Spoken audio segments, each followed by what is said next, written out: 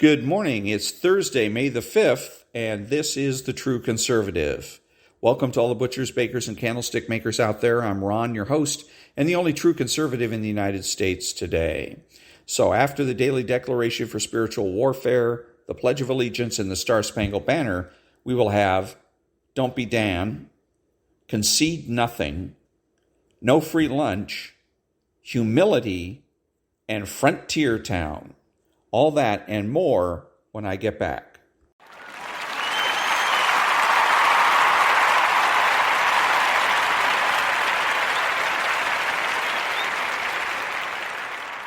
Thank you. And now the daily declaration for spiritual warfare for May the 5th.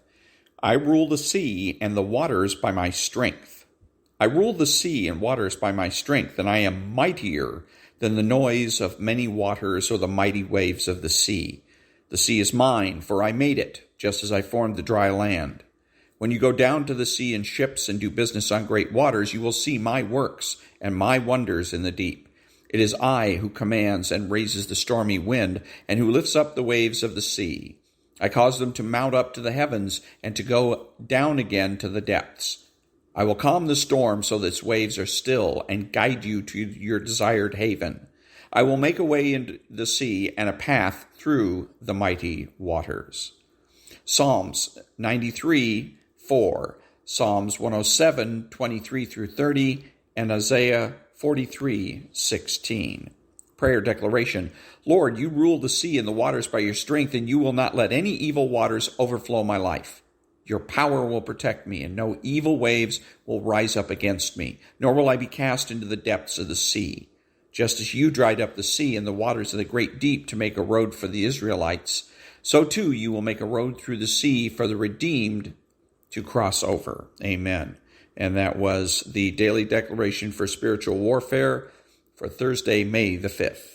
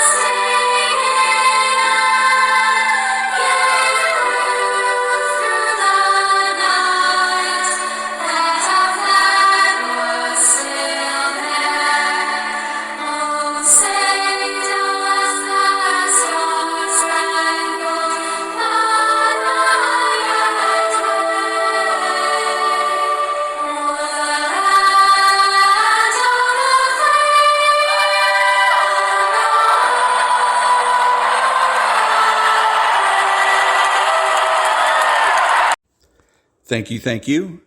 Who is the true conservative? He is religious. He is patriotic and uses common sense. He makes judgments, refuses to speculate, speaks clearly and definitively, and is not afraid to say no. He's open-minded and asks why rather than why not. He is consistent, credible, and influential, not ashamed of his existence, unafraid to learn or correct his mistakes. He is a normal American.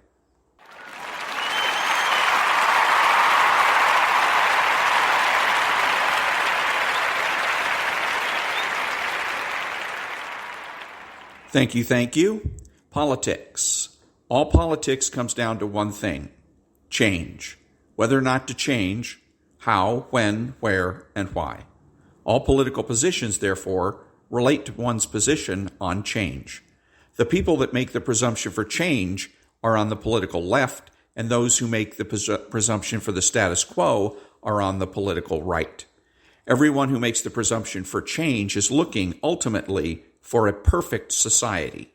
Everyone who makes the presumption for the status quo accepts the imperfectibility of society and agrees to change only when there is an obvious case for change.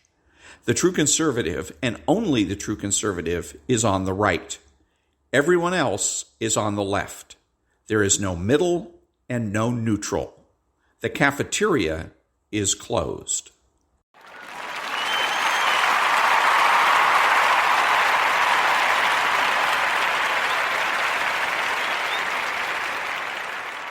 Thank you. Government. All governments are about securing rights. In the case of tyrannical governments, the rights of the government. In the case of democracies and republics, the rights of the individual. It's one or the other, not both. Any civilization that divides rights between the individual and the government will not remain civilized for very long. The society will become paralyzed and vulnerable to threats from within and without. See Rome. This is a constitutional republic, and therefore all rights rest with the people and not the government. In a constitutional republic or a democracy, activist government is contradictory and illegal. Activist government presumes a government that has rights: the right to arrest, prosecution, conviction, and incarceration. This flies in the face of an individual's rights: Miranda, habeas corpus, the presumption of innocence, and just punishment. The government has no rights.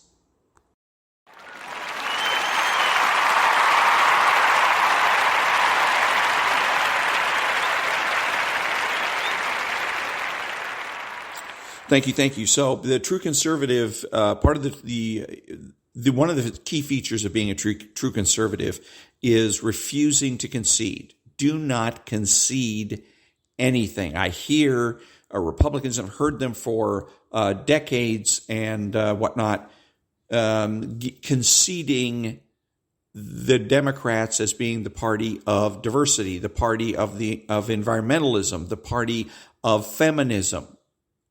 The true conservative doesn't concede any of that. The true conservative says that conservatism is what's feminist, that it is feminist to be a conservative, that it is diverse to be a conservative. It is that conservatives are the environmentalists, not the Democrats, but the conservatives. That what we need to do in order to make that happen, we have to fight, in other words, the Democrats for the titles, because if we don't, there's no possible way for us to win. There's a lot of talk in the Republican Party about making inroads in various constituencies, what are considered traditional Democrat constituencies. And usually what the Republicans do, the morons that they are, is they say, well, in order for us to make inroads, we're going to have to compromise. We're going to have to concede on abortion. We're going to have to concede, give up private property to the government, to the EPA, etc. We're going to have to honor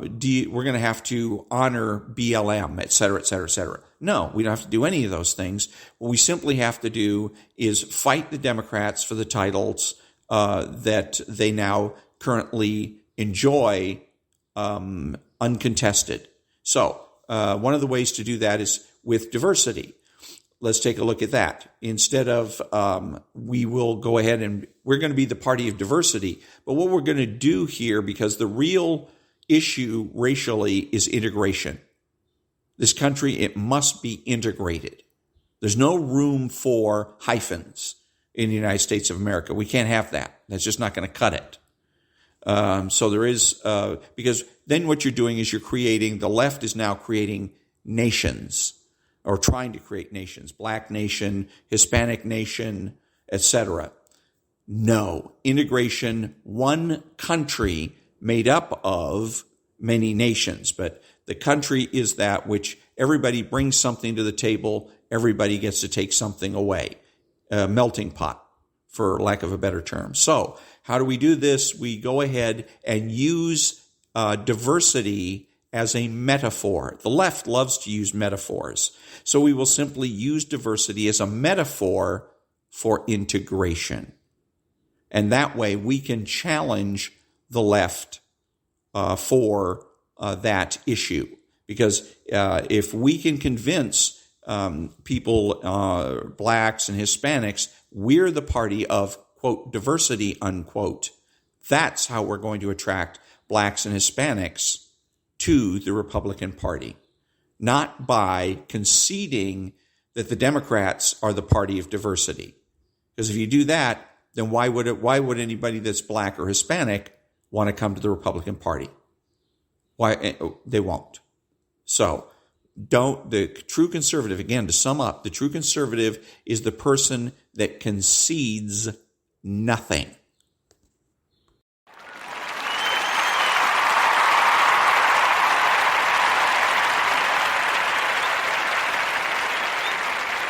Thank you. Don't listen to Dan Bongino. Dan Bongino today then it just gets worse and worse. This guy does no show prep.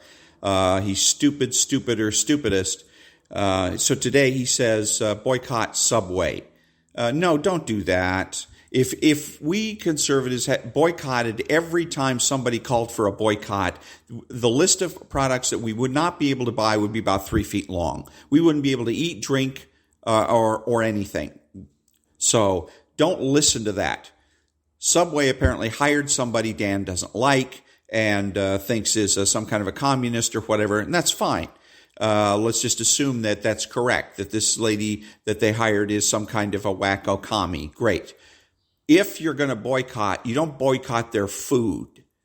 Again, you got to listen carefully. If Subway had come out and made the statement that all white people are going to get charged extra for the food, then you boycott the food. That makes sense, okay? They didn't. They hired somebody that we all don't like. We'll assume that this woman is evil incarnate. So what we do instead, now unless she's put in charge of the food, and unless this is an evil chef, in which case then I would probably agree with Dan and say, yeah, maybe I don't want to eat there after all. But she's not. I think she's just some PR hack it's done for wokeness, to show off to the wrong administration how woke they are or something. This is, if you're going to do a boycott, do a personnel boycott. It's like I've said with Coke, with American Express, you don't quit using their products.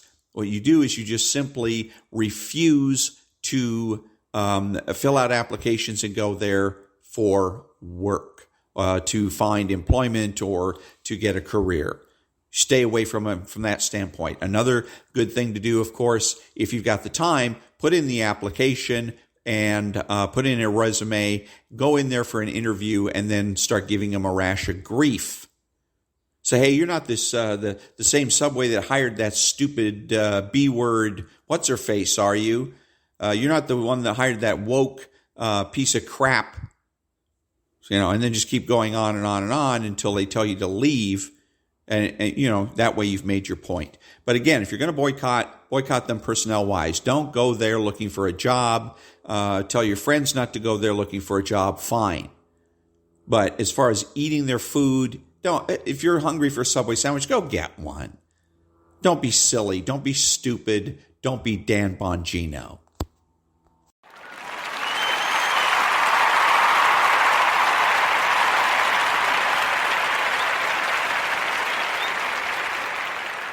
Thank you. And now there's no free lunch, and this section's on crony capitalism.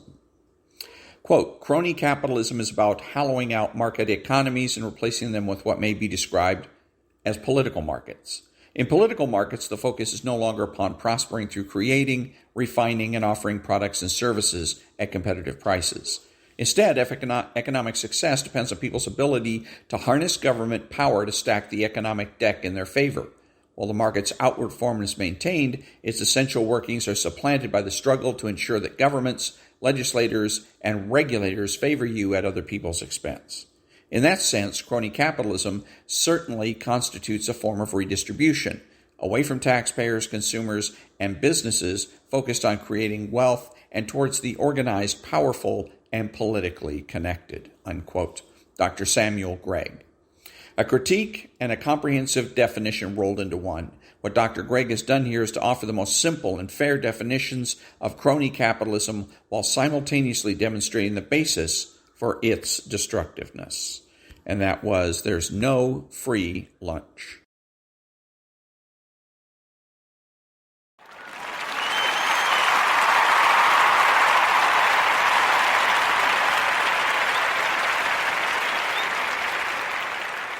Thank you. Now, Chapter 8 from the book, The Collapse of Parenting by Dr. Sachs.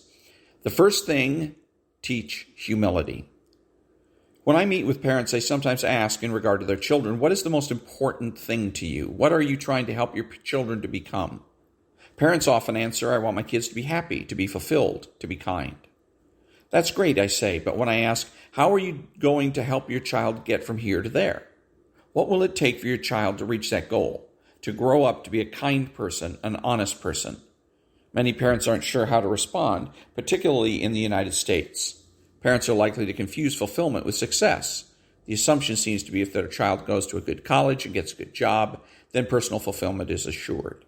When I point to the evidence that professional achievement is no guarantee of personal fulfillment or life satisfaction, many parents don't know what to say. What do you need to teach your child? My answer, the first job of the American parent has to be to teach humility. Why humility? Because humility has become one of the most un-American virtues. And partly for that reason, humility today is one of the most essential virtues for any kid growing up in the United States. Because so many American parents have confused virtue with success. The only real sin for many middle-income and affluent parents today is failure. Teaching humility and trying to practice what you preach is the most useful corrective. Most American parents are fine with the idea of teaching openness, agreeableness, and so forth. But humility? They don't know where to start, or how, or why. Some parents no longer even understand what the word humility means. Those parents think that humility means trying to convince yourself that you're stupid when you know that you're smart. That's not humility. That's psychosis, a detachment from reality. The fact that the psychosis might be pursued with good intentions does not make it any less psychotic. No, humility simply means being as interested in other people as you are in yourself. It means that when you meet new people, you try to learn something new about them before going off on a spiel about how incredible your current project is. Humility means really listening when somebody else is talking, instead of just preparing your own speechlet in your head before you've really heard what the other person is saying. Humility means making a sustained effort to get other people to share their views before trying to inundate them with yours. The opposite of humility is inflated self-esteem. I recently visited an elementary school where the third grade students were required to write 5 words to describe how amazing they were. Each student then attached the words to a big cutout of his or her own name. Everything was taped up on the wall for all to see. I took a photograph of one boy's poster. He chose these words to describe himself: marvelous, awesome, talented, excellent, misspelled, a genius, misspelled. I don't mean to pick out on this boy. After all, he was just doing the assignment the teacher had given him. I share this story to illustrate how little awareness there is in some schools of the way in which a puffed-up ego at 8 or 14 can lead to resentment at age 20 or 25. I recently took another photo at an American public school of a flowery poster with the words, "Dream until your dreams come true." That's bad advice. That advice cultivates a self-righteous sense of entitlement. Better advice might be, work until your dreams come true. That might not sound as good, but it would be one notch closer to reality. A truer statement, possibly suitable for framing, would be, work in pursuit of your dreams, but realize that life is what happens while you are making other plans. Tomorrow may never come, or may be unrecognizably different. I debated this point recently with Charlene, an American high school student. Charlene hopes and expects to be a famous novelist someday. She's a teenager who has experienced the usual slings and arrows of adolescence and has used those experiences as grist for her fiction. Her teachers have praised her writing. She has sent manuscripts to agents, but has received only rejection notices. Charlene has very high self-esteem. I don't think that's such a good thing. Her high self-esteem at age 15 is setting her up for disappointment and resentment at age 25.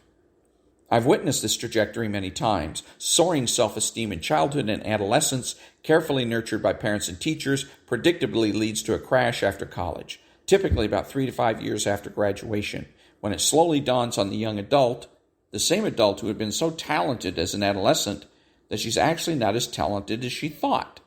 She discovers that just because she was repeatedly told that she is amazing does not mean that she is, in reality, amazing. Put bluntly, the culture of self-esteem leads to a culture of resentment.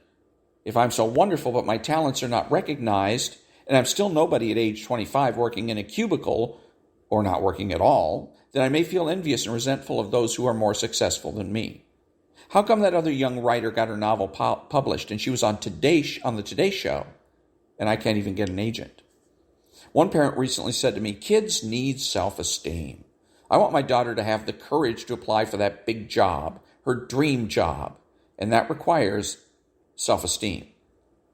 Not quite, I answered. Taking appropriate risks requires courage, first and foremost. Again, many parents confuse self-esteem with courage, just as some tend to confuse humility with timidity and cowardice. To be courageous means that you recognize the risks and your own limitations, but you find the resolve to move forward anyhow. The young person with bloated self-esteem, unaware of her own deficiencies, is unlikely to do well in the job interview. But the young person who is genuinely interested in what the recruiter has to say is more likely to get the job. The right kind of humility helps you to recognize your own shortcomings, to be better prepared, to understand the risks, and to take those risks courageously when necessary. The antidote to the culture of bloated self-esteem is the culture of humility. If I'm in the culture of humility, then I rejoice at the success of others, and I am happy with my portion. The culture of humility leads to gratitude, appreciation, and contentment. The key to lasting happiness is contentment. This conclusion is now grounded in some compelling research. Again, this is not exactly a new insight. Traditionally, American parents taught this truth to their children with sayings such as, "Count your blessings," and "Be grateful for what you have." It's less common to hear American parents say such things today, except as consolation after their child isn't picked to star in the school play or when their teen gets a thin envelope from Stanford. The sequence of events matters here. Many of us regard gratitude as a result. Santa Claus brings the child an unexpected wonderful present, and the child is grateful to Santa Claus. But researchers are discovering that a grateful attitude is a cause of happiness, psychological well-being, and a sense of personal mastery. Gratitude and humility, these are the key virtues that American kids today are unlikely to possess after years of indoctrination in their own awesomeness. These are the virtues that you want to teach your child or teen before disappointment comes. I understand this may rub some of you the wrong way. I went through an Ayn Rand phase myself as a teenager. Ayn Rand won fame for her novels The Fountainhead and Atlas Shrugged, which feature strong, unabashedly selfish protagonists who pursue their own self-interest relentlessly and without apology. When I looked at those novels again as an adult, I noticed that none of the major protagonists is a parent. Rand herself never raised a child. Such a phrase can be a normal part of adolescence, part and parcel of the relentless egocentrism of the young. But as you mature into adulthood, and certainly when you become a parent, you realize that the world is, and should be, bigger than you. It's not about you. And once you realize and accept that, gratefully, you can breathe a sigh of relief. Think back to Aaron and Julia, the two kids whose stories I shared in Chapter 5. Aaron was the gamer who gave up on football after one day of tryouts. Julia was a star student whose self-concept crumbled when she found that she had to struggle to pass AP Physics. Think how different their experiences might have been if their parents had taught them something about humility beforehand. Aaron might have learned to persevere, might have gotten in shape, might have made the team, which in turn might have grounded his self-concept in something more real than the world of video games. Julia might have crafted a self-concept that was more mature, less about her personal awesomeness. She might have also gotten closer to figuring out whether she was taking AP Physics as a junior because of a genuine interest in physics or because she wanted to impress people by taking AP Physics as a junior. And that was the first part of Chapter 8, called First, Teach Humility, from the book The Collapse of Parenting by Dr. Sachs.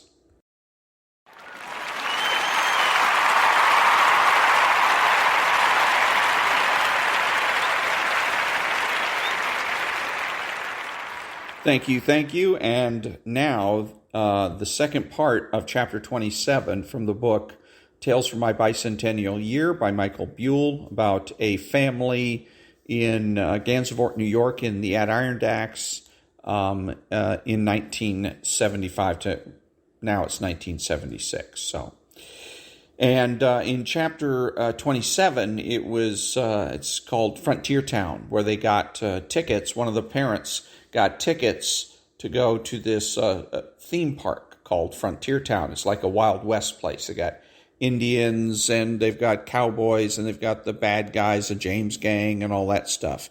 And so he was able to get tickets at work for all the families, and so all these three families have gone to Frontier Town. Each family's kind of gone their own way. And so this is the Michaels family and what they're doing. And they were on the train. And as a matter of fact, I think that they're still on the train.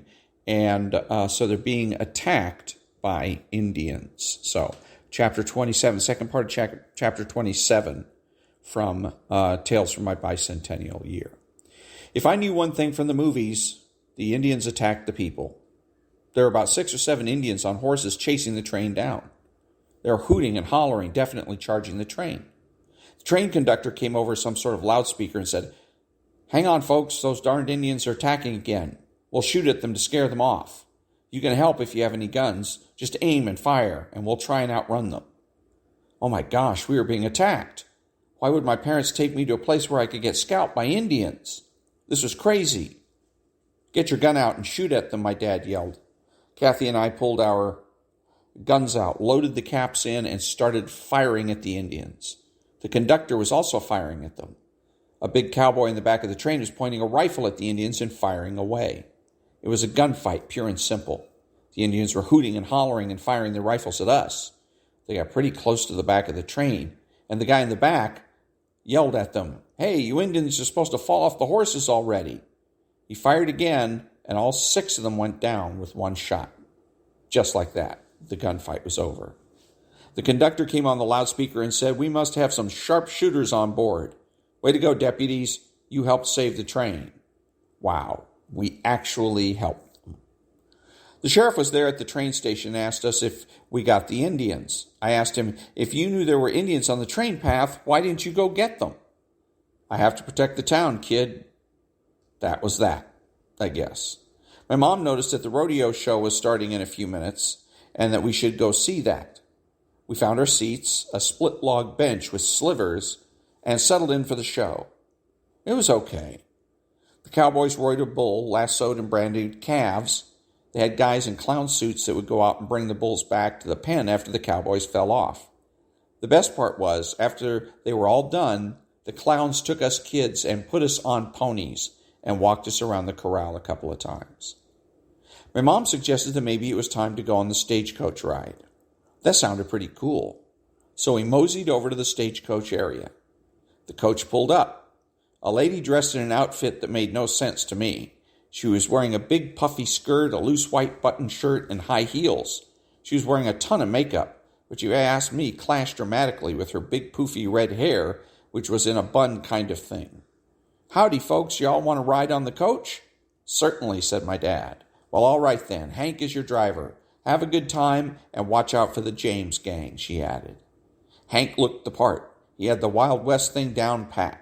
Dirty white cowboy hat and not shaven, with his whiskers and mustache all a mess. His flannel shirt, vest, and jeans were all covered with wagon dust.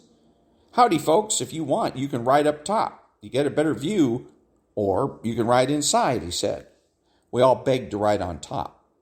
Problem was, you had to get up there. Hank showed us how to climb up, and before you knew it, and after Dad helped Mom climb up, holding my little baby brother, we were up. Now hang on tight to the railings and we'll get old Betsy and the others going. Oh yeah, and watch out for the James gang. I got my rifles here next to me, he said, as he lifted his rifles to show us. Do we have any deputies on board in case they come after us? Kathy and I raised our hands, eager to help. Well, all right then, giddy ap, he said, as he snapped the reins to the horses, and off we went. The road we were on was nothing more than 2 dirt lanes just wide enough for the wagon wheels. The ride was pretty bumpy, and I could see my sister Chris turning a little green. But I didn't say anything. We could see everything up here. My father pointed out that you could see the tip of Lake George, and over there was the Indian village. Then we went down a little hill and started going a little faster. Uh-oh, folks, the James gang is coming at us. Get your guns ready. I pulled my gun out of my holster and scanned the scene for the James gang. I looked in front of us, in back of us, to the sides of us. No James gang.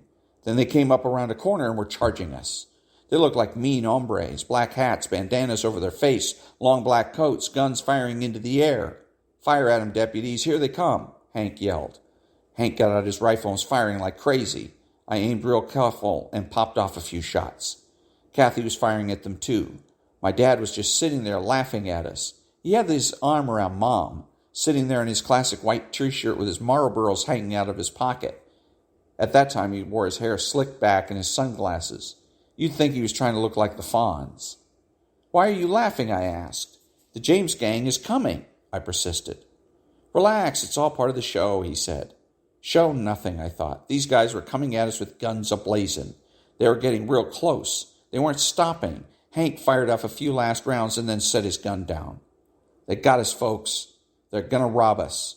Just be careful with them, Hank yelled up to us. He slowed the stagecoach down and came to a stop. What was the heck was he doing? Why stop? Now they had us. I couldn't believe it. The James gang slowed down and came up to the coach. Jesse James himself looked at Hank and said, You did the right thing, Hank. You just keep this coach right here and I won't shoot you. Hank just put his head down, and I think I heard him laughing.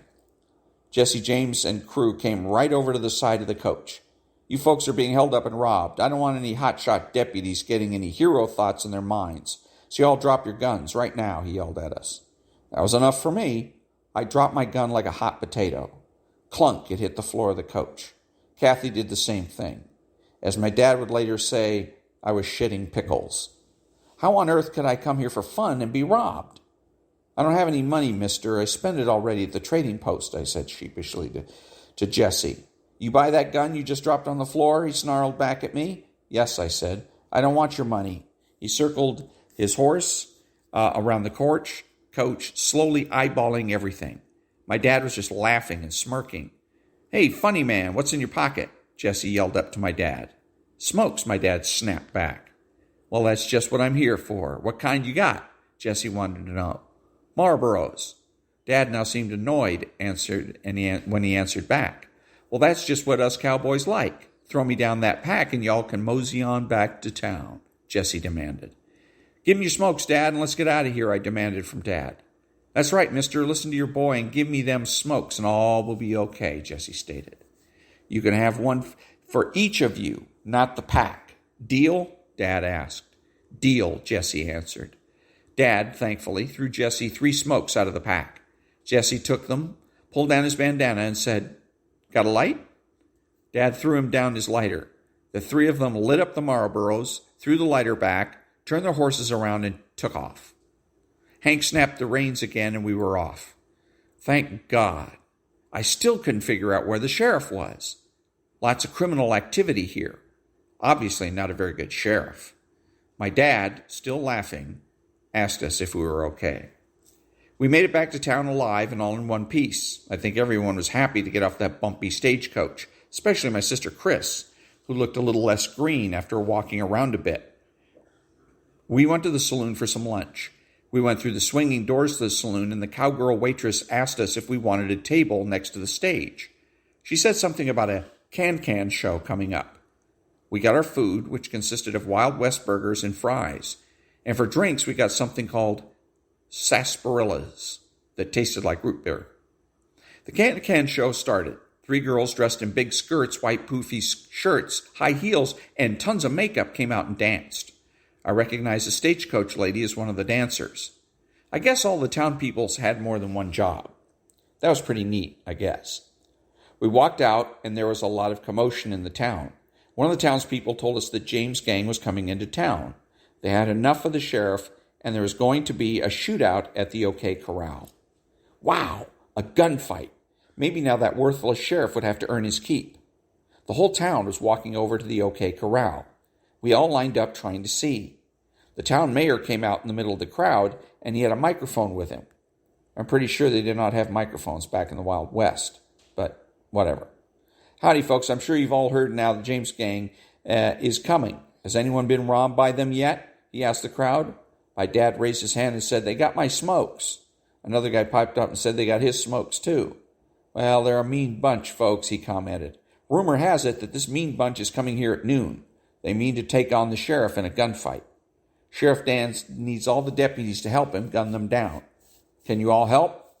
All you deputies, please raise your guns up and fire in the air if you can help," he hollered. Gunshots rang out, mine included. I was ready for revenge. The James gang was spotted heading into town, same motley crew we saw earlier. They were slowly riding into town, right up Main Street. When they got closer to all of us, they started firing their pistols up in the air and yelling. They came right to a stop in the front of the mayor. "Mayor, where's that yellow-bellied sheriff of yours?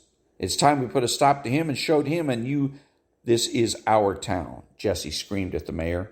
The mayor spoke into the microphone. "Okay, Jesse, let me get him. All you deputies, hold your fire. No use getting anyone killed right now." "Sheriff Dan, the James gang is here," he exclaimed. The mayor, as he was finished talking, pointed over to the jailhouse. The door slammed open and out came Sheriff Dan. "Jesse, you've been taking on this town too long. It's time to stop," the sheriff stated. He was walking slowly over towards Jesse, his hand hovering over his holstered pistol, ready to draw his weapon if needed. Jesse got down off his horse and slowly started to walk towards the sheriff. The mayor said, "Folks, it looks like Jesse and the sheriff are about to have a shootout. They will get 10 paces apart and then fire. If we need help, deputies, get your guns ready." The sheriff and Jesse got closer, each eyeballing the other. Jesse stopped. "Close enough, Sheriff. On the count of 3, you ready to end this?" Jesse yelled out. The sheriff stopped. "Mayor, you count off to 3. Jesse, prepare to die." The mayor took the microphone, came over to all of us and said, "Deputies, get ready. Don't fire until I say so. I'll yell out fire when and if we need you. Okay?" We all nodded back. "Ready, boys?" The mayor yelled out and looked at Jesse and the sheriff. They nodded they were ready. 1, 2, 3, the mayor snapped. We watched as both Jesse and the sheriff drew their weapons and fired at each other. Jesse dropped his gun and grabbed his gut, doubling over in obvious pain. The sheriff had taken him out. We all yelled and clapped for the sheriff. Just then, the rest of the James gang jumped back on their horses and started firing their pistols everywhere. The mayor yelled into the microphone, "Fire, deputies, and get the rest of the James gang." We all unloaded our ammo on the James gang. I saw huge Gene and Brad chasing after the James gang, firing rapidly. I looked at my dad and he said, "Go get 'em." I charged along with huge Gene and Brad, and then Mike C. joined in. We and a bunch of other kids started chasing the James gang out of town, firing round after round into the James gang. They were frantically firing back at us, and finally they got scared and kicked their horses into high gear and took off out of town. The crowd all clapped for us deputies for chasing the mean old James gang out of town. The mayor got back on and said, "Thank you, deputies, for getting that mean James gang out of our town. Let's all give them a round of applause." It was great. We had chased the gang out of town. And as I was heading back to Mom and Dad, Jesse got off the ground real quick and ran into the jailhouse. Nobody made anything of it except me. "I thought he was dead," I told my dad. "I'm glad you're not stupid. Just enjoy the day." With that, we headed home. And that was the end of chapter 27, Frontier Town, from the book called The Tales from My Bicentennial Year by Mike Buell. And next time will be the final chapter, chapter 28, called The Bicentennial. Back in a minute.